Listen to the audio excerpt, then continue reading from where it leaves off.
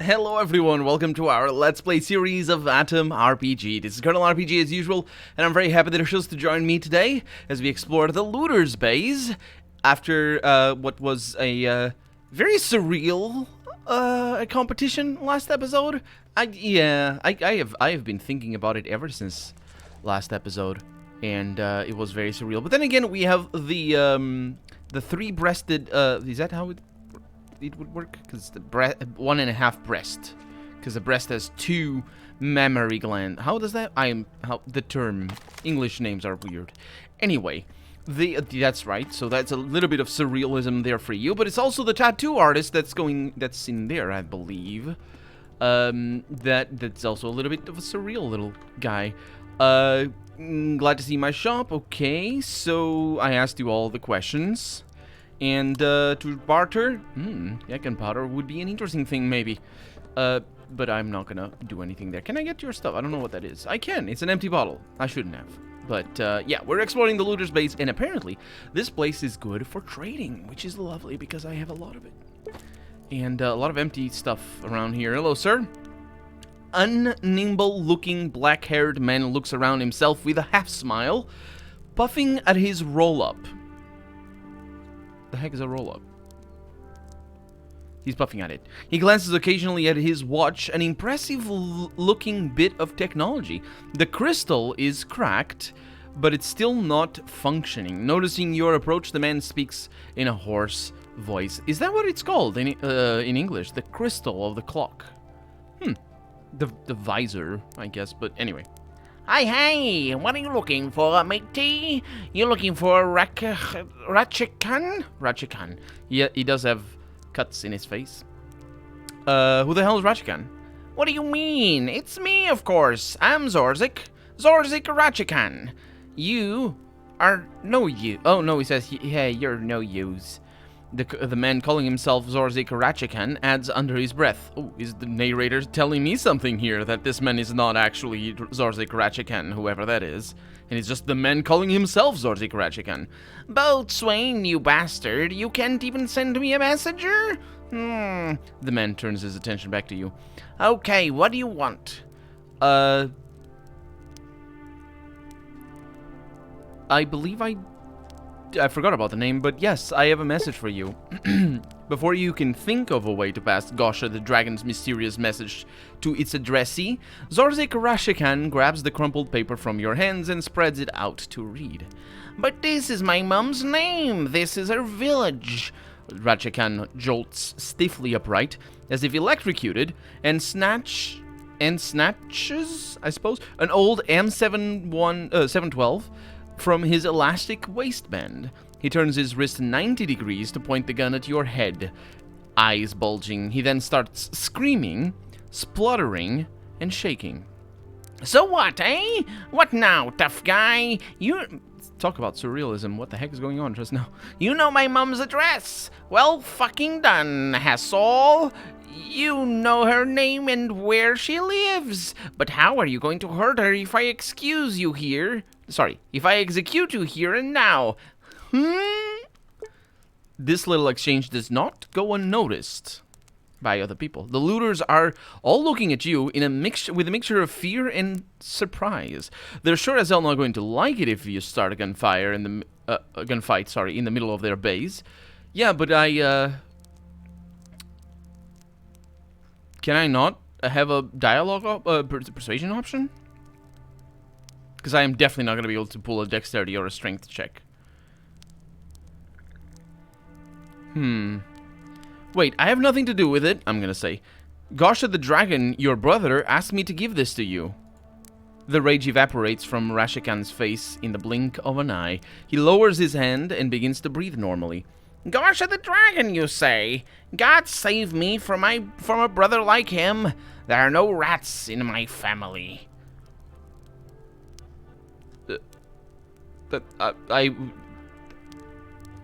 I don't understand what a rat is then. I thought you might call him a rat if you don't like him. Anyway, but I owe more money to him than anyone else, and this is exactly like him to use such threats. He's found out where my mum lives and thought it would be a good idea to blackmail me, eh? Well, his sidekick will have a hard time when instead of an old lady they bump into me with Dad's Kalashnikov. If only I can get there in time. The man thinks hard and then brings his palm to his forehead with a dull slap.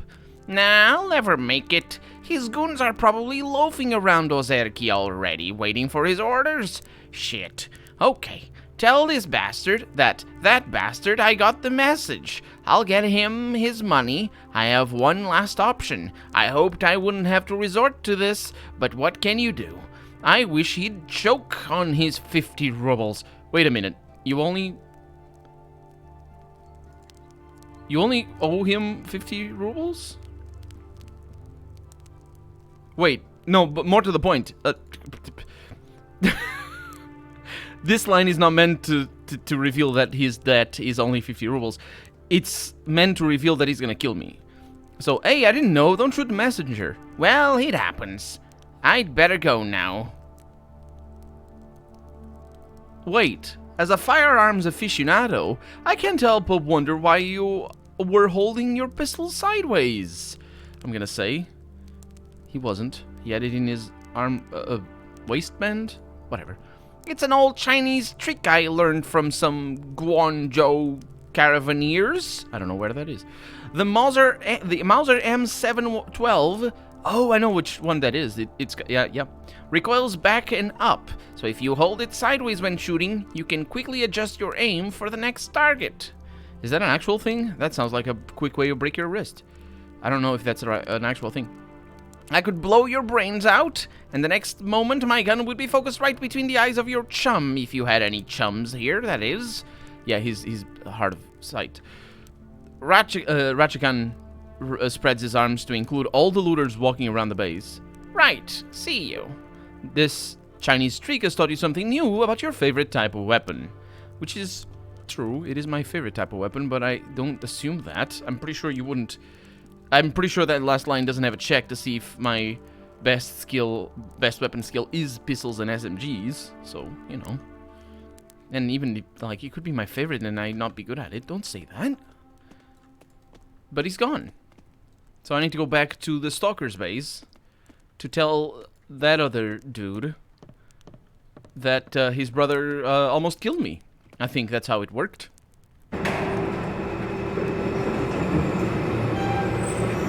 I like that. I like that a lot. That's pretty cool. Very simplistic. Very realistic. I like it. I like it a lot. Now, where the heck are we? Why did I open that gate? This is just some things. Wires. Okay. Yeah, it's better to check if it's locked because you'd never know. Okay. Yep. Okay, pretty good. Let's talk with this guy over here who has what is it? What kind of hat is that? Oh, it's one of the two, yeah, that one. A tough guy in dirty work clothes silently watches the fire. Sometimes he turns away to throw another chair leg into the flames. The man who warms himself with chair legs. Whew. Hey dude, are you alive? The man shudders and looks at you. Oh yeah. What you doing here? Are you a stalker? Me? Nah, I'm not. No stalker. Me and my boys here, we help stalkers and looters clear collapsed passages into ruins and stuff like that. Does the job pay well? What? We cope. The dead city has so many ruins people need access to, we always get new orders.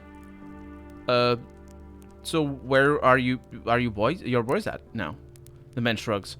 Hell if I know. One of them was killed by that fucking woodpecker serial killer guy last night. So they're drinking in his honor ever since. Now don't worry. If I give them a signal, they'll quickly jump to the opportunity and we'll clear all the rubble you want cleared. Oh. I see. That's kind of cool. Because if I want to clear rubble, then that is going to free up some passages for me. That's kind of cool. Okay. So, a silent tough guy in dirty work clothes look like he's this guy looks like he's bewitched by, excuse the hiccup, by the glowing of the fire. A wondering smile is not leaving his face. But I can't interfere with him. I kind of wanted to ask him questions. Well, I can eat over here, which is good. Yeah. And I can take all the empty bottles. What's that? Is that a canned meat, or is that milk? I think that's milk. Don't try to steal anything, he says. Okay, well, there's people sitting around. Those are something. A tall, red-headed woman of about 25 greets you with a pleasant smile. She stands out somewhat among her grumpy colleagues, but she's obviously comfortable in their company, as if they were good pals, if not the closest of friends. Hi, I'm Agatha, she says. Did you by any chance explore the metro, and did you see Maxim there? He's short, lean, and swarthy. I have only ever heard that pronounced by British people, to the point where I didn't even know how to write that. But how does an American person? I don't know. You know my accent. It's not necessarily American, because obviously it isn't. But I don't say swarthy, because yeah, it's like short. I don't say that. I say short because I go with the R's. Swarthy. That's what he is. Yeah. She's saying he's swarthy. Likes to call himself a stalker. Okay. Well, nothing there. No, I never met him. Is there a problem? The woman heaves a deep sigh and slowly shakes her head. If you're ever down in the metro, take a look around, would you? He went down into the tunnels a week ago and never came back. So what kind of man is he? She smiles dreamily. I don't know. It's true that he's a gangster, but he's still a good guy. He's like a little brother to me, or a cute little puppy who always follows you around. He's probably in love with me. I don't see him as husband or boyfriend material, of course, but I care for him like a friend. Where exactly did this? What do you mean, of course? It's like, what kind of, is it because he's a gangster? Because that probably would be it. Although, the fact that she's willing to say that it's still a good guy. What do you mean he's a gangster? Well, I guess gangster does mean just belonging to a gang. Does it? Is that what it means? I don't know. Anyway, where did he disappear? Agatha takes the metro map from her hands and does a thing. He was heading somewhere around here. There's nothing there, though. Even stalkers don't visit those places. What will I get if I go there? The only thing I can give you is a big, quote, thanks, unquote. It's all well and good to have friends, but that doesn't mean I pay for his beer, if you get my meaning. I don't, actually. What do you mean? What does it mean to pay for his beer? Does it mean, feeding him with your money? Or, using your money to buy food to feed him? Anyway, but Maxim, she says, but Maxim can pay you himself. He's raised quite a fortune with his junk recently. It'll be enough, I'm sure. I too raised quite a fortune with my junk. If you get my meaning. Now, that would be an appropriate time to use that sentence. Anyway, who are you? Agatha. What are you doing here? Just loafing around. Okay. Well, what's this place? Former mentors. Okay, that's fine. So, stories? I went out for several nights in a row to look around, and you know what I noticed? A red dot in the sky. The Asperos star seems to be growing steadily bigger and brighter all the time. Weird, right? I'm sure it is. What's that? I don't like the I don't know what the Asperos star is. I don't know stars. It's just everybody's so obsessed with it. It's like it's a national treasure or something for Russia. Excuse me. A gray-haired but not yet old man. How is he not yet old? Like, what? How do you know? Oh man, he is in his 30s, but he's gray-haired. Many people get gray hair early in their life. It's the radiation, you know how it is. Or maybe the fact that he works on a specific line of work. Maybe he raises fortunes with his junk as well. He is in a clean, nicely fitted suit and sitting at a table, looking bored. He's doodling something with his finger, which is a weird way to doodle, but he's doing it in the condensation. Oh, it's in the condensation, right? Covering his beer glass. His very pointy fingers to doodle things. You notice a pattern in what he's drawing. It starts with a long straight line ending in a triangle, and then he adds another half triangle to the first one. How do you add? Okay, I see. The final image looks like one triangle half stuffed into the other like a cork of some sort. The man looks up and smiles widely, almost as if he was waiting for you. Hey, comrade. Why so dusty? Coming back from some dirty ruin, right? Go on, you can tell me. Don't be shy. Oh, he insulted you, my sweet child, says Oxygen. And yet it is I who feel the sting of his words. What sort of a father am I to have such a dirty, dusty child? Such a dirty boy. Dirty, dirty big boy, says Oxygen. Can I just punch him? Can I just not? I would like to have, like, punch Oxygen and not even look at him again. Just see what his reaction would be. That was not actually an insult. I simply remarked that he has some dust on his clothes. It was a funny opening to our dialogue. No need to take offense. It would have worked better. Well, different languages have different names for the word dirt. If he said dirty, the joke would have to be reworked because the meaning is slightly different. So Oxygen would be like, "Wow, is he having a pass at you or something?" But aren't you a dirty boy? You would say. But that means, that would have worked better. The dusty is not. Nobody takes dusty as an insult, unless I'm sure the translation in Russia is probably better for dirt, because dirt can also be like. Some languages use the same word for earth and dirt and land and ground and grime. All those things can have the same exact word in certain languages, or words that just span all those things. So English is very varied in regards to dirt and dust. But yeah, anyway, I can see where the joke was originally there. As it is, it's just weird. I'm not even that dusty. I keep my clothes quite neat, I'm gonna say. The man rearranges his glasses and examines you more closely. Yes, of course. Just wishful thinking on my part, I'm afraid. I was just waiting and hoping for a ruined stalker to come by so I could hire him for a little venture into the Dead Sea. Oh yeah, but I want. What's the job? The man nods a few times and jerks his chair closer to you without standing up. He starts by saying the following, while nervously drumming his fingers on the table. A certain hospital was left strangely intact after the bombing all those years ago. There are no doctors there, of course, only monsters and bones. And monster bones, but the building itself is safe to explore. My business partner really needs a certain gizmo that might still be found in that old clinic. It would likely be in the operation room or maybe locked up in the basement storage area.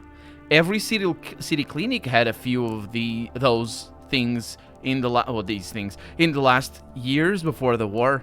The thing is called the and he does air quotes, Morocco portable storage freezer, or just Morocco. He also does air quotes for that one as well. It looks like a small suitcase with 3 multicolored vials of chemicals on the inside and a Sovmedtex logo on the outside. Did Soviet companies... Is this a realistic? I wonder if it is a realistic... Oh, I wish it... Well, actually, if it is a realistic name for a Soviet company, then I guess it's not as interesting. But I would like to have a realistic name that would show me how the culture in Soviet Russia would work for that. Because MedTech and stuff like that, those kind of names, it seems inspired in Fallout to me, like, Vault-Tech. But that is a very old school way of naming companies. Very old school, actually. I think even before, like in the 80s, you already had. I think in the 80s there was a lot of companies. I'm not really sure. Of course, this company wouldn't be from the 80s. It's like a big thing, so maybe it works. But it seems very American inspired, which probably comes from Fallout inspiration. In the 80s, companies I think were a lot for like names of simple things, like companies like Apple and the name Apple. Names like that didn't exist in a vacuum. There's a lot of companies like that with simple names like that. And then, you know, the fad sort of went away and companies named themselves different things as the years go. But there's always patterns. Anyway, that's an interesting thing if the Soviets actually had stuff like this. Although I would definitely believe that this is a realistic name for a company. That's the logo on it. So we're looking for the atom of I think it is a gecko. Sort of MacGuffin here. Not gecko, sorry, Gek. The Garden of Eden creation kit. Anyway, so what are the chemicals? Is that thing dangerous? Nah, not at all. It was used to transport donor organs to patients over long distances without the need for a whole freezer truck. More hiccups, I'm sorry. And it is not a Gek analog. Pre-war medicine made a huge leap before it all went to hell, you know. Heartbroken? We'll get you a new one. Liver failing from all that pesky alcohol that keeps sneaking into your system. Get a transplant and drink up. The chemicals in that case are for slowing down cell death in the organ as it's moved between hospitals. Right. So why would you need such a thing? I don't. My business partner does. He's planning on opening a hospital. Yeah, such a great guy he is. You can't even imagine. Yeah, right. Okay, first off, if he's opening a hospital, what kind of transportation between hospitals is he gonna make with that? And secondly, what? He has all the rest of the tools except for the freezer, which can be, you can just tip styrofoam. Just, you know, put the bowl in there with styrofoam around, and there you go. Yeah, I mean, as long as you have ice, that is. Styrofoam is a very good isolator. Well, it's not a very good isolator, but it is relatively good. If you, of course, are not transporting it between hospitals, that is. The man takes off his glasses and starts cleaning them with a small rag. Why can't you go dump... Nah, I'll remember that. If I ever see a gizmo like the one you described, I'll return. Great! And I will buy it for 1,000 rubles. Deal? Of course, it's a deal. You already told me you'll look for it. I have every confidence in you. All of the confidences. I have them all. Okay, so, what is your name? Valentin Stanovsky. But his nickname is Valia. Right. What are you doing here? I was once a government worker, a postman. Now I'm delivering packages again, but not useless crap like postcards. I guess he would spit on the floor there. I find rare objects for powerful people. Why, sometimes I'm sent after something I never knew even existed. But let's not talk shop, okay? Yeah, because we did already that. What can you tell me about this place? In the old days, they used to call places like this a den of thieves. He says doing air quotes. I agree with that assessment wholeheartedly, although we're lacking in quality hookers, unlike a real den. I wish there were more hookers in the wastes in general. Well, you have the only one that I've seen so far. It's kind of, I mean, not that sure, if he wants more, sure, whatever. But it's kind of funny in a video game where I think it's the only hooker I've seen. And to the point, yeah. And he's complaining that he doesn't have any. Right. Okay. So can you share something interesting with me? One guy I met made me think about the Dyatlov Pass incident again for some reason. What a mysterious occurrence that was. It happened way back in 1959. A group of young, healthy, experienced hikers was found dead on a trip to the northern Urals. They even made a game about that called Kolat. And is that the name? The Dyatlov. Yeah, it was pretty cool, and it had Sean Bean in the voice acting. It was pretty scary, though, and it was an interesting thing. Let's see what he says about it. Even now, their deaths seem weird to me, but back in the day, it was the talk of the whole Soviet Union. Why did they die? How? Everyone had their own version. Wanna hear my own theory? I think the snowman got them, snatched them right out of their tents during the blizzard. An ancient, which is all very weird if you don't know the incident. But I know the incident. I know exactly what the blizzard is. And, well, what the blizzard he's talking about. An ancient race of homicidal albino gorilla men struck out against humanity that fateful night. and we never avenged those poor kids. Oh, that's right. That is true. Oh, I was so focused on, actual scientific understandings of reality that I forgot because of course there's a lot of theories about what happened here. As he's saying, one of them is indeed he's just talking about Yeti. Although the Yeti I think has a name in certain parts of Russia, a specific name that is not Yeti. And I don't know. I don't know actually where the Urals are. Would that be north of Kazakhstan? Or is that further to the east? Or are I don't know. Anyway, I don't know specifically where it is. This incident in particular, the general consensus is that basically they were killed. The hikers were killed by an experimental bombing of I think it's sonic mines or something like that. It's sort of a weird thing, but the Soviets were experimenting with just concussion mines and things like that, and basically it's sort of complicated. If you look it up on the Wikipedia, there's all the information there and all the references, and you can read up more on it from there. But it's an interesting thing, and the game is pretty cool as well. Kolat. It's K and H, so KHOLAT. I think that's how it's written. Anyway, thank you for that. It was definitely worthwhile to hear. An interesting reference there. Very much so a reference rather than an in-game thing. The game does have a habit of doing that. And we have this guy over here who... Oh, he's bald. Okay, I was gonna say he looks like something else. Mikhail Oval. Oh, it's the... What? Hi. Mikhail Oval is drawing... Oh, it's Mikhail, of course. Drawing some practice sketches. Seeing you, he puts his pencil away and gives you a nod. Sorry, but I've got no time to chit-chat. I'm already training for the next competition. Mm-hmm. Do you like my prices? Not that I'm gonna... He does love my prices. I spat on his drink, I think? No, spat on his charcoal. It's even worse. Anyway, we're gonna need to talk to that fellow over there and continue moving on next episode. For right now, I'm Colonel RPG, and this has been Atom RPG. I really hope you've enjoyed it, and if you did, I was trying to remember the name of the game, and if you did enjoy it, don't forget to leave a like, leave a comment as well while you're at it, but above all, thank you so much for watching, and I hope I'll see you next episode. Bye-bye.